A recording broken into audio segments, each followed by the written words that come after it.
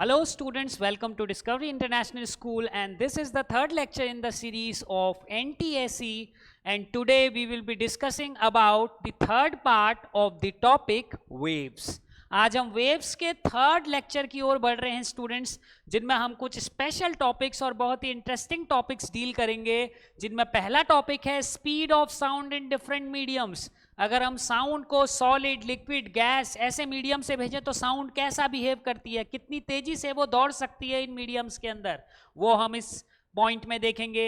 इसके अलावा बच्चों प्रेशर और टेम्परेचर का साउंड की स्पीड के ऊपर क्या इफेक्ट होता है उसको भी हम डिस्कस करेंगे। इसके साथ साथ हम डिस्कस करेंगे कि साउंड की पिच, साउंड की लाउडनेस और साउंड के टिम्बर या उसकी क्वालिटी से क्या मतलब होता है। So timbre is also called quality of sound. तो बच्चों सबसे पहले हम स्टार्ट करने वाले हैं speed of sound in different mediums. Speed of sound in different mediums. So let's talk about speed. Students कोई भी वेव, जैसे कि हमारी साउंड वेव है स्टूडेंट्स, ये एक्चुअली में पार्टिकल्स को उनकी पोजीशन से मूव करके किसी नई पोजीशन पे नहीं ले जाती। ये पार्टिकल्स को केवल उनकी मीन पोजीशन पे वाइब्रेट करती रहती है। इसका मतलब जब भी कोई वेव बच्चों किसी मीडियम में ट्रेवल करती है तो वेव तो आगे बढ़ती है, लेकिन पार्टिकल केवल मीन पोजीशन के दोनों ओर अप डाउन या लेफ्ट राइट वाइब्रेट करते हैं। वो ऐसा नहीं है कि वो सारे पार्टिकल्स वेव के साथ ही बढ़ के आगे चले जाते हैं, ऐसा नहीं होता। केवल वो पार्टिकल्स बच्चों मीन पोजीशन के दोनों ओर वाइब्रेट करते हैं। सो हम बात करेंगे स्पीड की। किसी भी वेव को किसी भी मीडियम में आगे बढ़ने के लिए जो स्पीड चाहिए होती है बच्चों, वो मीडियम के पार्टिकल्स की डेंसिटी के ऊपर डिपेंडेंट होती है। देखिए, जैसे हम बात करते हैं, सबसे पहले हम बात करते हैं बच्चों गैसेस की। गैसेस में पार्टिकल्स काफी ज्यादा दूर हैं, तो अगर हम किसी भी गैस में बोलना शुरू करें, जैसे एयर में अगर मैं बोलना शुरू करूंगा और उसकी वजह से अगर एयर के पार्टिकल्स वाइब्रेट करेंगे बच्चों, तो वाइब्रेशन की वजह से पार्टिकल फ्रंट या बैक जा रहा है।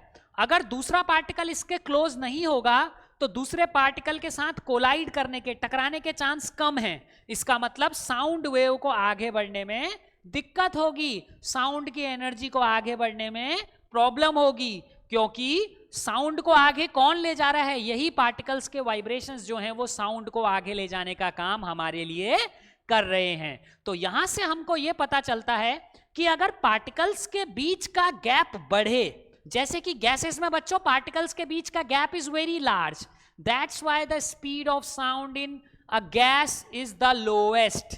जितने पार्टिकल्स की डेंसिटी कम, एक पार्टिकल का दूसरे पार्टिकल से टकराने का चांस उतना कम, एनर्जी ट्रांसफर का चांस उतना कम, तो वेव की वेलोसिटी कम हो जाती है। बिल्कुल, अगर बच्चों आप लिक्विड में देखें, लिक्विड केस में क्या होने लगता है, पार्टिकल्स थोड़ा रिलेटिवली क्लोज आ जाते हैं, तो वेव के डिस्टरबेंस की वजह से जब एक पार्टिकल वाइब्रेट करना शुरू करता है अपनी मीन पोजीशन के दोनों ओर, तो इस चीज का चांस होता है कि वो अगले पार्टिकल से टकरा के उसको वाइब्रेशन को ट्रांसफर करेगा।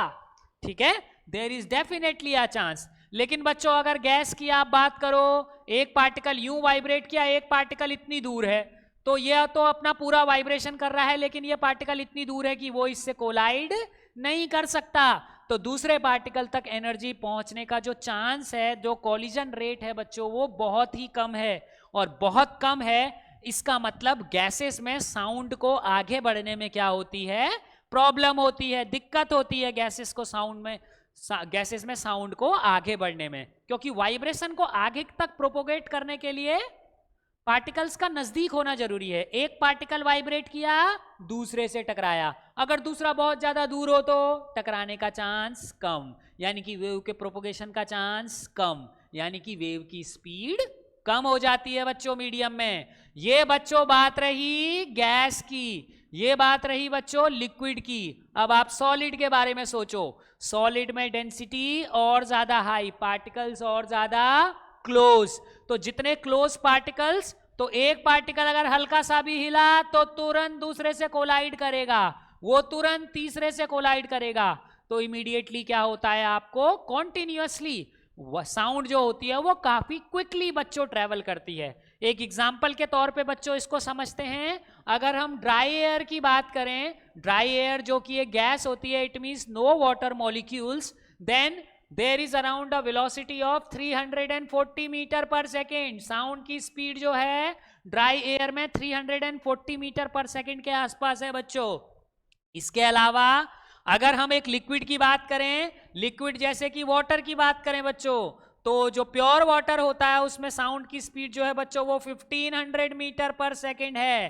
काफी ज्यादा हो गई देखो बच्चों, बिकॉज कोलिजन का चांस अच्छा है, वेव को अपनी एनर्जी को डिस्ट्रीब्यूट करने का अच्छा मौका मिलता है, तो वो क्विकली ट्रैवल करता है, डिस्टर्बेंस काफी क्विकली ट्रैवल करता है बच्चों।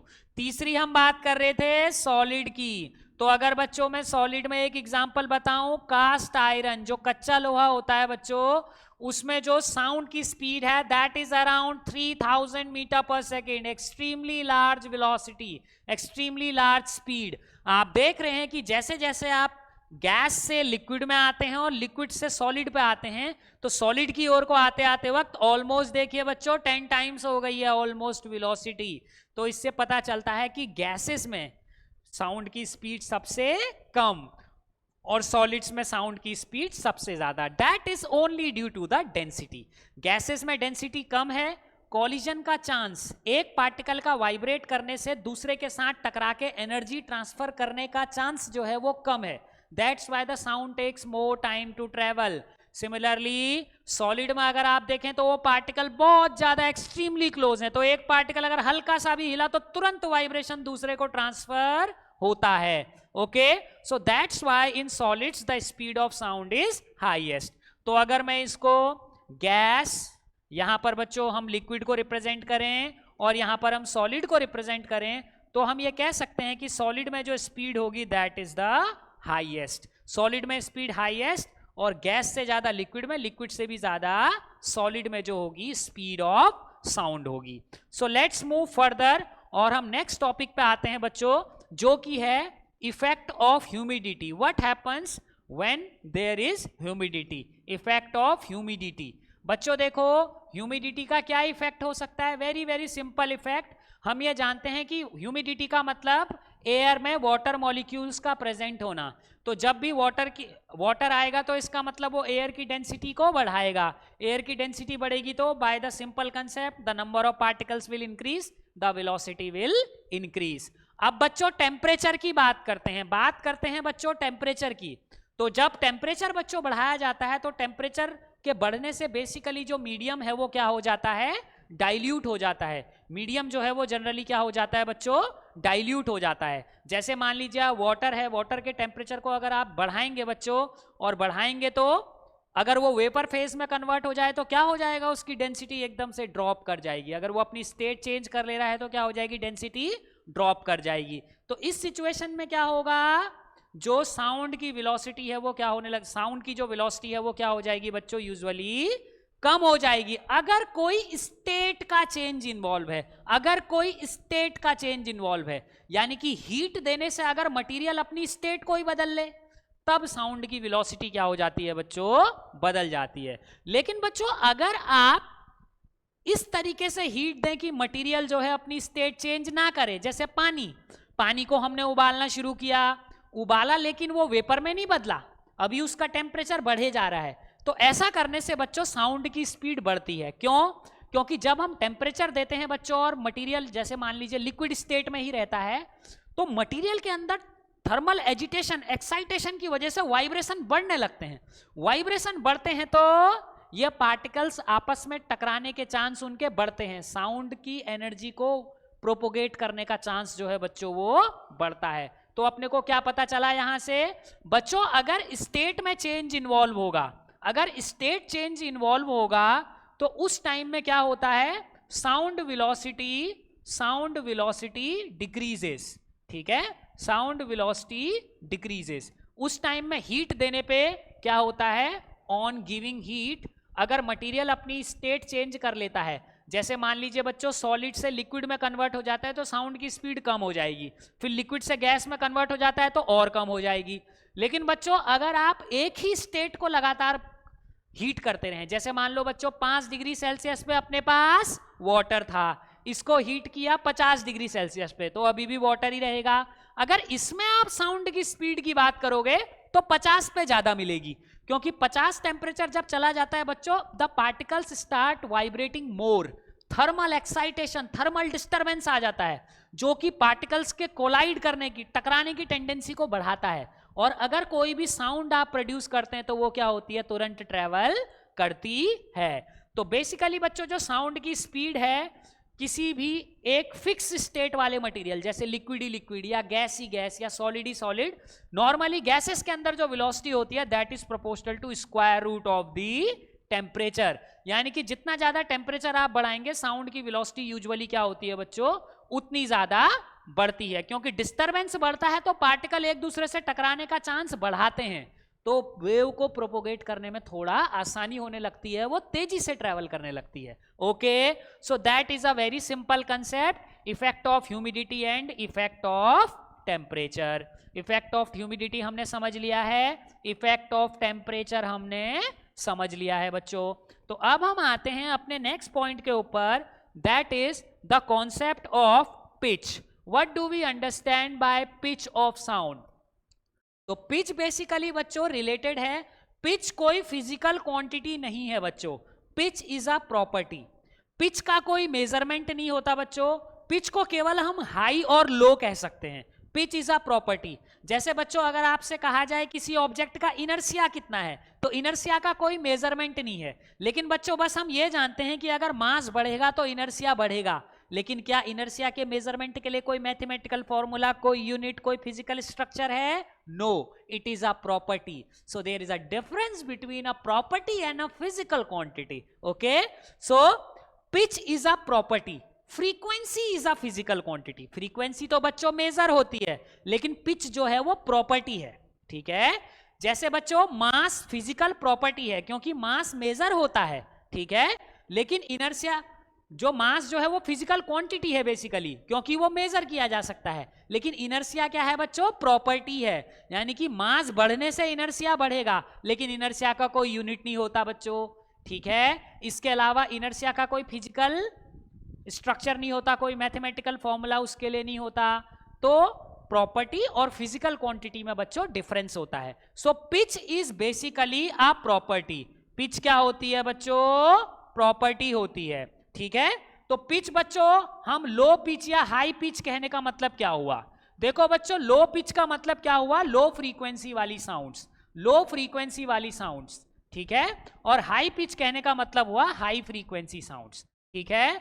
तो जैसे अगर कोई शार्प साउंड आपको सुनाई दे रही है बच्चों, जैसे किसी के चिल्लाने की या किसी गर्ल की या छोटे बच्चे की रोने की जो आवाज है बच्चों, ये सब किस में आती है? हाई फ्रीक्वेंसी साउंड्स में बेसिकली आती है बच्चों। इसी तरीके से जो बर्ड्स की चिरपिंग होती है बच्चों, ये भी बेसिकली हाई फ्रीक्वेंसी साउंड्स में आती है, यानी कि ये शार्प सुनाई देती है, इसकी फ्रीक्वेंसी हाई होती है बच्चों, ठीक है।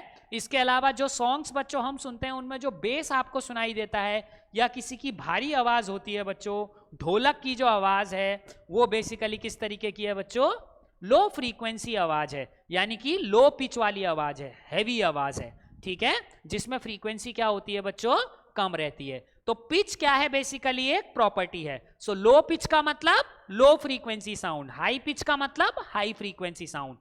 कितनी होगी पिच, इस स्टेटमेंट का कोई भी मतलब नहीं है। जैसे बच्चों कितना होगा इनर्शिया, इस स्टेटमेंट का कोई मतलब नहीं है, क्योंकि इनर्शिया प्रॉपर्टी है, मेजरमेंट होगा मास का।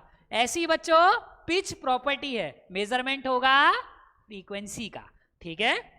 तो बच्चों अब अपने नेक्स्ट टॉपिक के ऊपर आते हैं, which is loudness, which is loudness. तो बच्चों लाउडनेस बेसिकली ये बताती है, लाउडनेस बच्चों एम्पलीट्यूड के साथ रिलेटेड होता है। अगर कोई साउंड वेव बच्चों, एक साउंड वेव ये है जिसके एम्पलीट्यूड वर्सेस टाइम के ग्राफ को बच्चों मैंने ऐसे खींचा, ये देखो बच्चों, ठीक है। और सेम यही इसी फ्रीक्वेंसी वाली जो साउंड वेव है उसको मैंने एक बार और खींचा, लेकिन मैंने वॉल्यूम थोड़ा सा बढ़ा दिया। तो वॉल्यूम बढ़ाने से क्या होता है बच्चों? इस साउंड का एम्पलीट्यूड बढ़ जाता है। यहां पर मैंने एम्पलीट्यूड ट्रेस किया है और यहां पर टाइम। तो बच्चों आप देख रहे होंगे कि इस हाइट के कंपैरिजन में ये हाइट जो है वो ज्यादा है। तो ये हुआ बच्चों हाई एम्पलीट्यूड वाला, इसका एम्पलीट्यूड हुआ हाई। तो एम्पलीट्यूड कैसे बढ़ता है बच्चों? ईयरफोन्स लगा के जब हम वॉल्यूम बढ़ाते हैं तो क्या बढ़ रहा है बच्चों? एम्पलीट्यूड बढ़ रहा है। क्या बढ़ रहा है? एम्पलीट्यूड बढ़ रहा है। तो एम्पलीट्यूड बढ़ता है तो बच्चों आपको साउंड जो है वो लाउड सुनाई देगी। तो लाउड साउंड का मतलब हाई एम्पलीट्यूड। और बच्चों ये क्या है? लो एम्पलीट्यूड है, ये है लो एम्पलीट्यूड। तो सॉफ्ट साउंड का मतलब बच्चों लो एम्पलीट्यूड। ठीक है, जब आप कम वॉल्यूम पे सुनते हो बड़ी सॉफ्ट सी बड़ी स्वीट साउंड सुनाई देती है बच्चों, आपके कानों को कोई दिक्कत नहीं होती है, तो वो है सॉफ्ट साउंड, लो एम्पलीट्यूड। और जब आप काफी फुल वॉल्यूम कर देते हो, ठीक है, तो तब आपको हाई एम्पलीट्यूड वाली लाउड साउंड सुनने को मिल रही है बच्चों। अब बच्चों बात करते हैं अपने लास्ट टॉपिक के ऊपर इस क्लास के, जो कि है बच्चों टिम्बर और क्वालिटी। टिम्बर और क्वालिटी। कभी कभी बच्चों ऐसा भी होता है कि आपके पास दो साउंड हो, टू साउंड। ठीक है, दो साउंड आपके पास हैं बच्चों जिनकी फ्रीक्वेंसी भी सेम है, और इनकी लाउडनेस भी सेम है। ठीक है, जैसे मान लो बच्चों आपके दो फ्रेंड्स हैं जो कि सेम लाउडनेस पे सेम एम्पलीट्यूड के साथ चिल्ला रहे हैं और दोनों सेम फ्रीक्वेंसी पे भी बोलते हैं, फिर भी आप ये पहचान सकते हो बच्चों कि दोनों आदमी कौन कौन है। वो कैसे पता चलता है बच्चों? वो इसलिए पता चल पाता है क्योंकि दो साउंड अगर दो अलग अलग सोर्सेस ने पैदा करी हैं तो उनकी साउंड वेव के शेप में भी डिफरेंस हो सकता है, लेट्स सी। ठीक है, जैसे बच्चों आप जानते हो कि गिटार में भी एक जी कॉर्ड है, बिल्कुल इसी तरीके से एक पियानो में भी एक जी कॉर्ड है। ठीक है, तो अगर आप गिटार में एक जी कॉर्ड बजाते हो और एक पियानो में जी कॉर्ड बजाते हो तो आप क्या देखते हैं? आप ये पहचान सकते हो कि पियानो की जी कॉर्ड कौन सी है और गिटार की जी कॉर्ड कौन सी है। हालांकि दोनों की फ्रीक्वेंसी बच्चों बिल्कुल सेम होती है क्योंकि जी कॉर्ड की फिक्स फ्रीक्वेंसी होती है बच्चों। ठीक है, और दोनों की लाउडनेस भी सेम रख रखी है आपने, तो फिर भी आप पहचान लोगे कि ये साउंड गिटार ने प्रोड्यूस करी, ये पियानो ने प्रोड्यूस करी। क्यों? क्योंकि उन दोनों की क्वालिटी अलग है, टिम्बर अलग है। टिम्बर अलग कहने का मतलब क्या हुआ बच्चों कि मान लो अगर गिटार ने ऐसी वेव प्रोड्यूस करी इतने एम्पलीट्यूड की, तो ऐसा हो सकता है कि आपका जो पियानो हो बच्चों ऐसी वेव प्रोड्यूस करे, इतना ही एम्पलीट्यूड इतनी ही फ्रीक्वेंसी वाली इस तरीके की वेव। ओके, तो बच्चों ऐसा भी हो सकता है कि यही पियानो ऐसी वेव शेप प्रोड्यूस कर रहा हो बच्चों, ऐसा भी हो सकता है कि ये ऐसी वेव शेप प्रोड्यूस कर रहा हो। ठीक है, ये तो बच्चों इससे हमें पता चलता है कि सोर्सेस जो होते हैं बच्चों, अगर दो अलग अलग सोर्सेस हैं और वो सेम लाउडनेस और सेम फ्रीक्वेंसी की साउंड भी प्रोड्यूस कर रहे हैं, तब भी हम उनके बीच में डिफरेंशिएट कर सकते हैं। और वो कैसे पता चलता है बच्चों? क्वालिटी से। किससे पता चलता है? क्वालिटी से।